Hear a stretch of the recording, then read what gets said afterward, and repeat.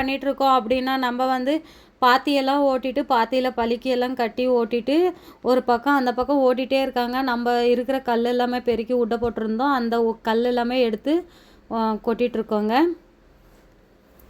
ஒரு சைடு நம்ம ஏறு வேலை நடந்துகிட்ருக்கு, ஒரு சைடு நம்ம தோட்டத்தை க்ளீன் பண்ணிகிட்ருக்கோம். இருக்கிற கல் எல்லாமே எடுத்து கொட்டிகிட்ருக்கோம். பரபரப்பாக வேலை போயிட்டுருக்குங்க புதினா நடுறதுக்காக.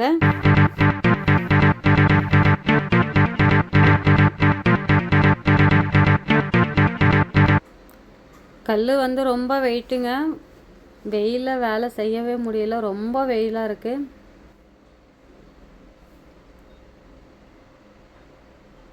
எவ்வளோ க்ளீனாக இருக்குது பாருங்கள் தோட்டம் பார்க்குறதுக்கே.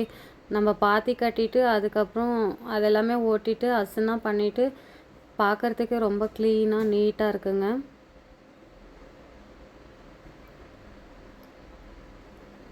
எப்பயும் கல் பெருக்கிற வேலை தப்புறதே இல்லைங்க. எங்கே போனாலும் கல் பெருக்கிட்டு தான் நம்ம திரும்பியும் விவசாயமாக பண்ணுவோம்.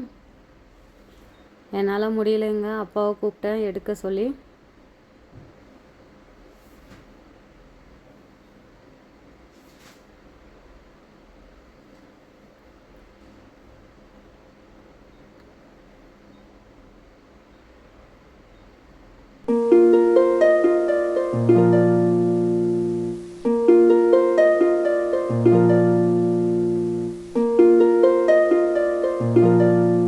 கல் வந்து தூக்கி தூக்கி டயர்ட் ஆயிடுச்சுங்க. அதுக்கப்புறம் போய் ஒரு இளநீ குடிச்சிட்டு வரலாம் அப்படின்னு சொல்லிட்டு இளநீ குடிச்சிட்ருக்கேங்க.